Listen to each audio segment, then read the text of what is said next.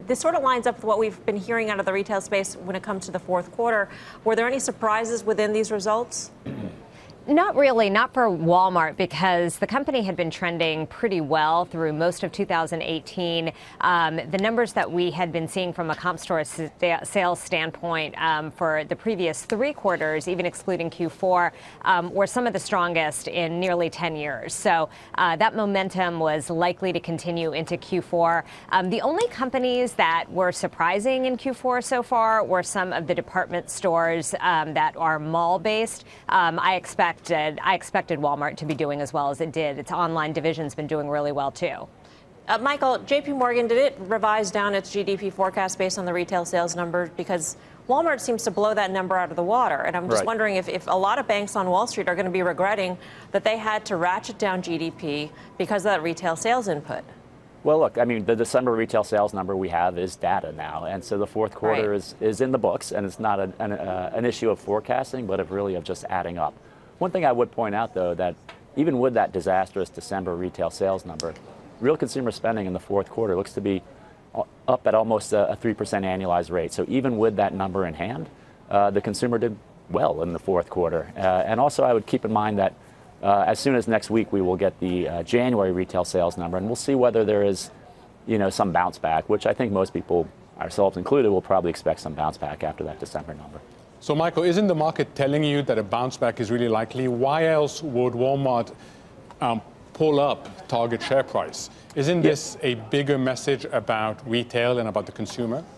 Look, I think one of the reasons last week's retail sales number was so surprising is that everything we've been hearing out of the retailers in earnings reports and chain store sales, even in December auto sales, seemed to suggest the consumer was doing well in December. And so that's one of the reasons it was a surprise.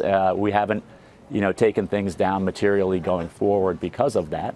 But December is data now, right? And we do think the fundamentals still look pretty good for the consumer. We already know the January jobs number was over 300,000. And at the end of the day, it's really labor income that drives consumer spending. And so far, at least through January, that appears intact, which is why we're not throwing in the towel on the consumer. So the consumer does look strong, Sucharita, but Walmart has already said on the call that if tariffs go into effect on March 1st, if they get ratcheted higher, prices will go higher. What sort of impact, have you done any sort of sensitivity modeling on how much prices can go higher before it really starts to adversely impact sales? Sure. So, one of the other data points we got last week was the January CPI number, which showed a lot of categories that we associate with Chinese imports were stronger, and that's really a tax on the consumer. And so if tariffs go up in March 1st, that would be a headwind for first and second quarter consumer spending. I want to, Sucharita, can you answer that question? A lot of it depends on the specific categories, and where it ultimately comes down to is where tariffs have not necessarily been talked about is in some of the soft goods like apparel and home products. That is some of the biggest areas of spend, and that is not where there is talk yet. So what we ultimately end up having is some of the categories like furniture, some of the hard goods, some appliances. Those are still a relatively small percent of the overall consumer spend picture. So I do not anticipate that that we're gonna see kind of the retail sector as adversely affected as if it were impacted in some of the broader categories like the soft goods. It sounds like, though, there could be pockets of real pain within the retail sector based on exposure to those particular goods, Sucharita. I mean, yeah, absolutely. Department stores, for instance, they sell soft goods and furniture. I don't, it sounds like they could be in for some difficulty coping with these tariffs. Yeah, well, the department stores, I think, have been challenged for a whole, a whole slew of reasons. Tariffs would just kind of pile onto that. The good news is that the soft goods are excluded for now. So I don't anticipate that the tariff impact on some of these mass categories would necessarily have as big of an impact. Where I expect the retailers, particularly specialty big box, like in office supplies or in some of the furniture stores, stores. Those are some of the merchants that will be most adversely affected. Consumers will likely substitute away from those goods, or will likely substitute to American-made or products that are made in markets outside of China. So that, I think, is likely to be the impact net. Right. So we'll just, we'll see kind of that trade-off happening to those merchants that aren't as affected.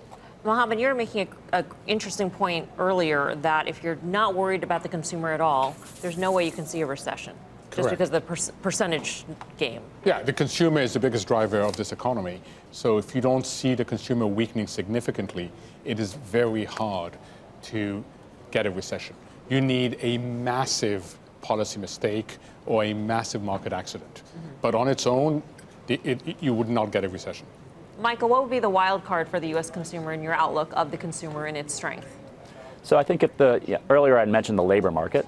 We have recently seen weekly jobless claims move higher. I think if we were to see a downshift in job growth, maybe because businesses are responding to trade tensions or whatever the reason may be, that would make me a little more concerned about the consumer. I think if we see the jobs numbers hold in, I'm very sanguine on the consumer, but I do think it's going to follow how the job market goes. And as I said, the latest weekly claims numbers give some reason to be a little bit concerned, at least on that dimension.